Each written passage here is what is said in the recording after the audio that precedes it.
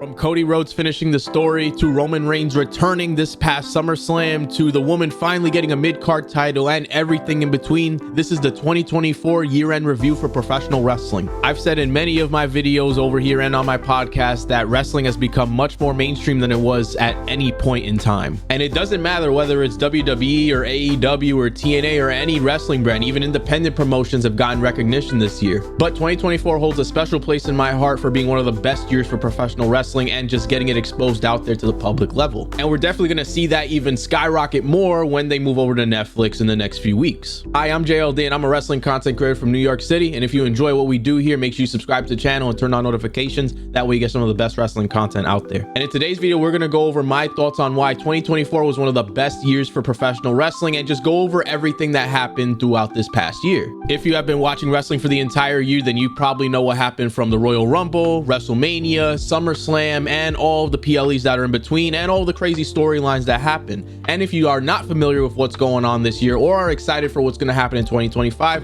make sure you subscribe because I do post semi-annual videos going over the different storylines going on in the WWE. And they're very helpful for those that want to get back into wrestling or took a break from wrestling. And I really didn't know how to structure this because there's just so many different moments from the WWE that just really solidified wrestling as just on par with sports and UFC and just everything going down. From WWE announcing that they will be moving to Netflix in a huge $5 billion deal, to the downfall of Vince McMahon and his documentary coming out, to Cody Rhodes finally finishing the story, and we even found out that there was some controversy behind the scenes regarding it, how The Rock wanted to take over, to the finalization of TKO Group owning WWE and UFC at the same time. So here's how I'm going to go over this video. First, I'm going to talk about some of my favorite matches that happened. Then I'm going to go over some of my pretty exciting moments and just in general things that happen in the wrestling world. Does not have to be related to a storyline. Some of my favorite PLEs, and I'll even go over some of the stuff that I thought could have been better this year or just plain sucked. But before I do all that, let's talk about the WWE Championship as well as the Bloodline, because those are the two biggest moments that happened this year that had high speculation and anticipation for the year of 2024. So as you guys know, Roman Reigns was still Universal Champion going into 2024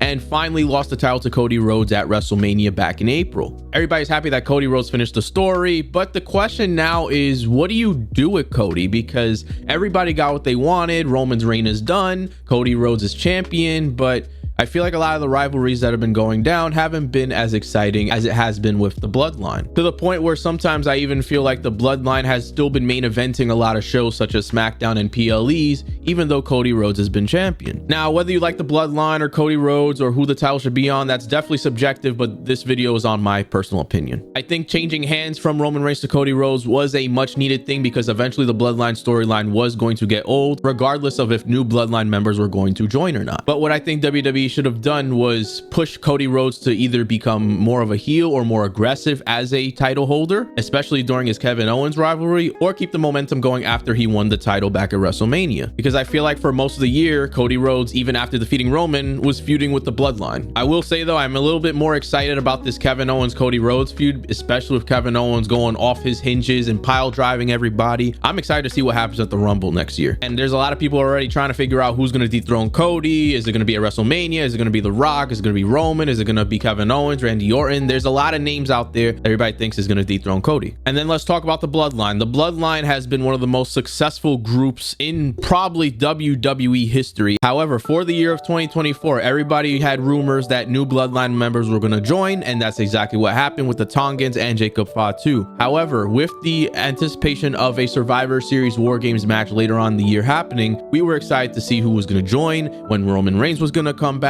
when Jimmy Uso was coming back, and it was really cool to keep that wait going until the end of the summer. But now with War Games behind us and a lot of people injured and just the weird addition of CM Punk and Bronson Reed, I really don't know what the Bloodline's going to do from here moving forward. Even with the Royal Rumble coming soon, with the Raw on Netflix coming soon, and The Rock possibly coming back, how do you fit all that together? And I feel like that ending to War Games was cool, but there wasn't much to it that left me with hints of what could go forward with the bloodline. Solo's still losing his matches. Roman's disappeared because now he's doing his rivalry with Punk. So what do you do now with the bloodline, and who's going to be feuding with Solo? Because now at this point, he's just beating up random people on SmackDown. But I don't know. Let me know down in the comments what you think of the bloodline. Is it finally time to close that chapter and do something different? Do you think The Rock's going to rekindle that relationship of the bloodline with everybody involved? Let me know down below. And in regards to the WWE Championship, let me know down in the comments who you think should dethrone Cody. So let me go over my favorite matches that happened in 2024. So obviously number one is going to be Cody Rhodes versus Roman Reigns for the undisputed WWE Championship. I remember watching this in my living room, and just the surprise after surprise after surprise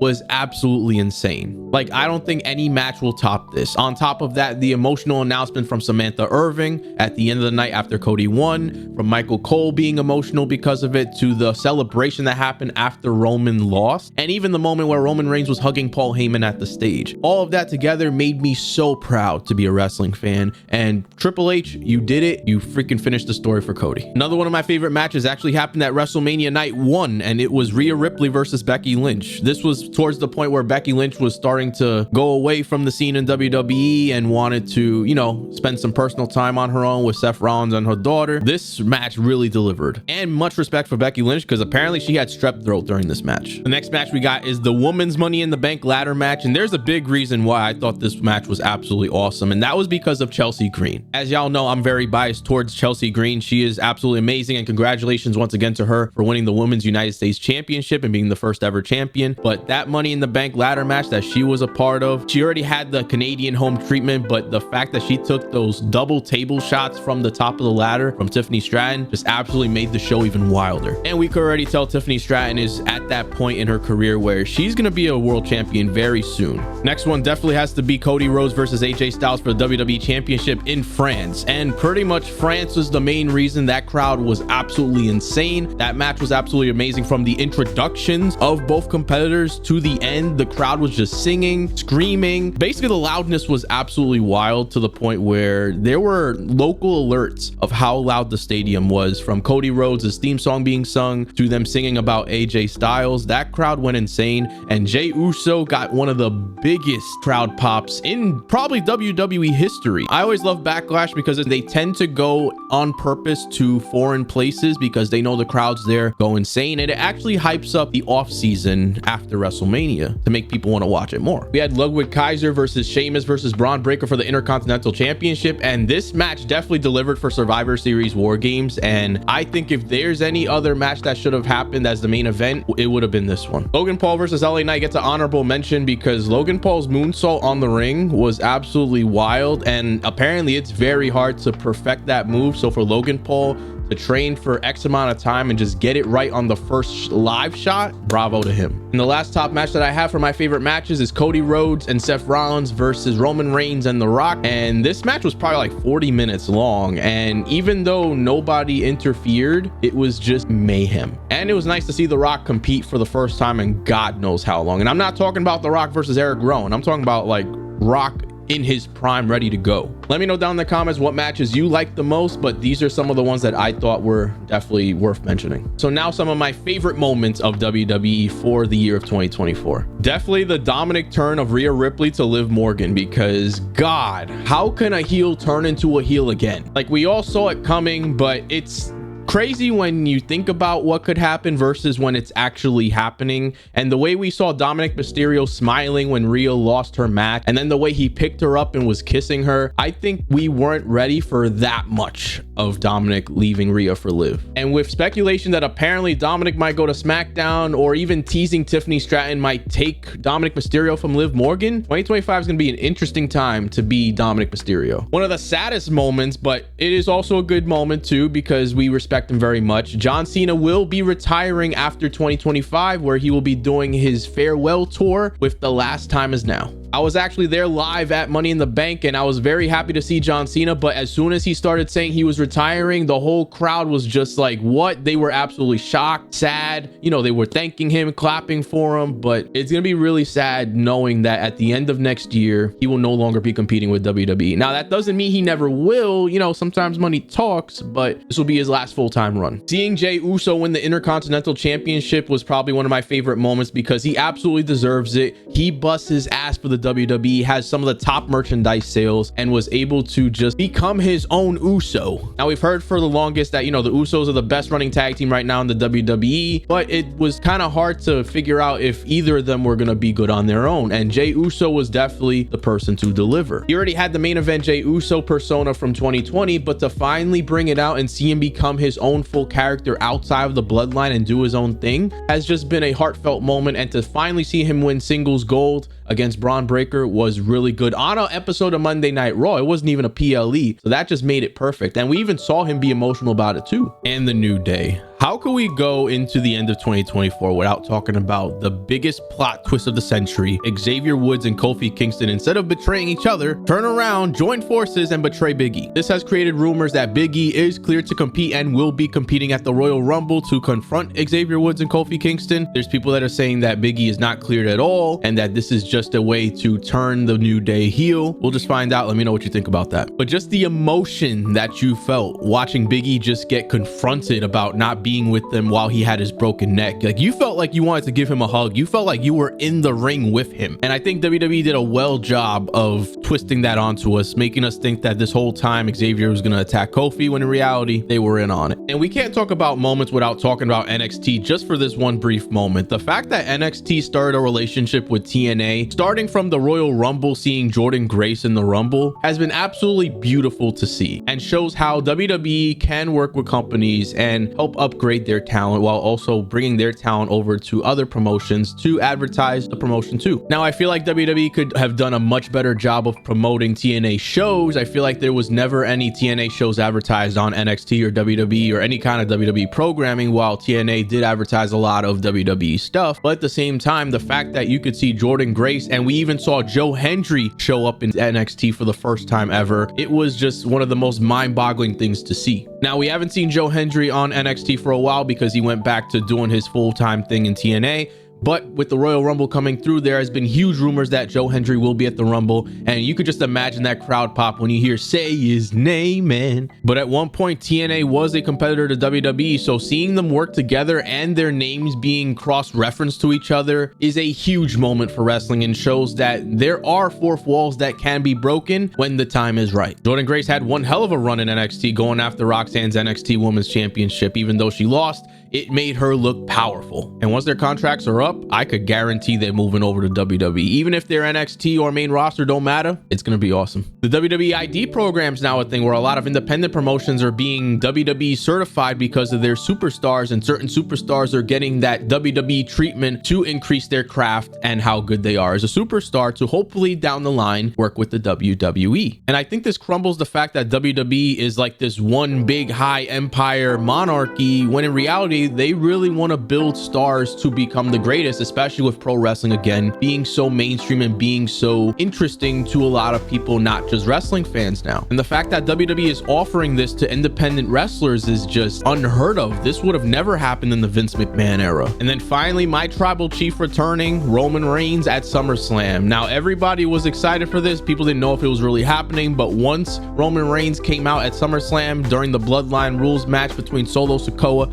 and Cody Rhodes, that crowd went absolutely wild. OTC is his new thing now, and just holy crap, it's nice to see Roman back. However, I will be transparent and let you guys know, with Roman back as the OTC, I don't feel like it holds the same weight as the tribal chief that was the undisputed universal champion. And that's okay, because eventually it was gonna come out that, you know, the bloodline story will eventually fade away, whether it's this year, 2024, 2025, whatever. It's okay that happened, and it's time for Roman to pass the torch on to something else. But the question is what? And with this feud with CM Punk, something is definitely brewing, and nobody knows yet what CM Punk's favorite could be. But I think just seeing Roman back after not being on TV since the night 2 of WrestleMania, it was just like a feel-good moment of welcome back, Roman. There are plenty of more moments that I absolutely enjoyed this year in 2024, so let me know down in the comments what you think. But now I'm gonna go over my favorite PLEs, and I'm not gonna talk about WrestleMania because we all know WrestleMania 40 was probably one of the biggest wrestling events, if not in history. Backlash definitely comes up next for me because for some reason WWE intentionally makes these PLEs in another place outside of the US because they know the crowd is wild, they know the crowd is gonna go insane and start singing and just making the show even more entertaining than it already is. And I feel like the strategic reason for this is because they want to keep that ball rolling from WrestleMania, because once WrestleMania is done, a lot of fans tend to stop watching because WrestleMania is pretty much the season finale of WWE before they move on to another thing with future storylines going down. SummerSlam 2024 had to be probably my second favorite PLE of the year, with the whole Dominic Mysterio betraying Liv, Roman Reigns returning, Logan Paul coming in and helping LA Knight win the US Championship during their match, to the Judgment Day breaking down. There was so much that happened at that SummerSlam that was highly anticipated since after WrestleMania. And with the women's mid-card titles finally becoming a thing, first of all, I'm so proud of Triple H for finally making that a thing. I guess they were waiting for NXT's Women's North American Championship to hold some weight first and see how it delivered, and it definitely did. And the fact that Chelsea Green is your first Women's United States Champion, I think it's very fitting because she has worked her ass off and the crowd absolutely loves her. If you watch Saturday night's main event, you could hear the crowd absolutely counting her 1, 2, 3 and cheering as soon as she won that belt. And just like they're doing on SmackDown, they're doing on Monday Night Raw. I'm sure at the Royal Rumble or at the Raw on Netflix, they're going to have the Women's Intercontinental Championship, with rumors being that it's going to be Dakota Kai. And I hope it is because she absolutely deserves it. But with all of that done, there is a lot to expect for 2025, since 2024 delivered in so many different ways and helped set the stage for what wrestling is today. On top of that, 2025 has to deliver with WrestleMania 41, which is happening in Las Vegas. We got the Royal Rumble happening February 1st. We have a lot moving forward to hopefully help top 2024. And with the bloodline slowly fading out and Roman moving on to new things, what's next? The only thing that's for sure and is that John Cena will be doing his farewell tour. He will be probably competing for some sort of championships, whether it be the Intercontinental Championship to become a Grand Slam champion or a World Championship to become a 17-time world champion, breaking Ric Flair's record. As someone who is going to WrestleMania this coming April, I hope to see John Cena there, and I'm gonna be sad when that match is over, no matter what happens. But I guess I haven't thought too much into 2025 because we have so much going on, from the Raw to Netflix. We got Saturday night's main event the week before the Royal Rumble and the Royal Rumble itself. They've already been promoting Elimination Chamber in Toronto, which John Cena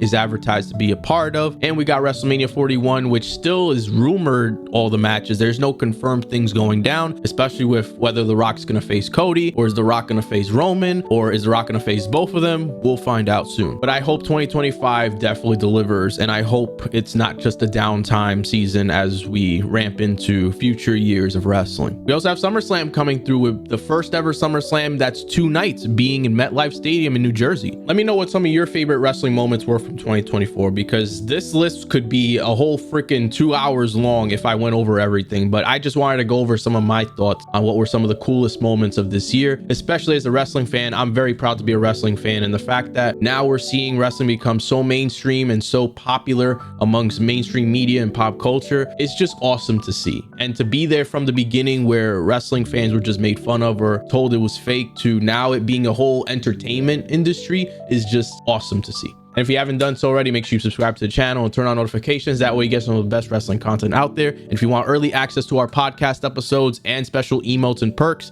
make sure you become a YouTube member. For as low as $4.99 a month, you can help support the channel so we can make more content just like this. And with that being said, guys, I will see you guys on the next video. Peace out.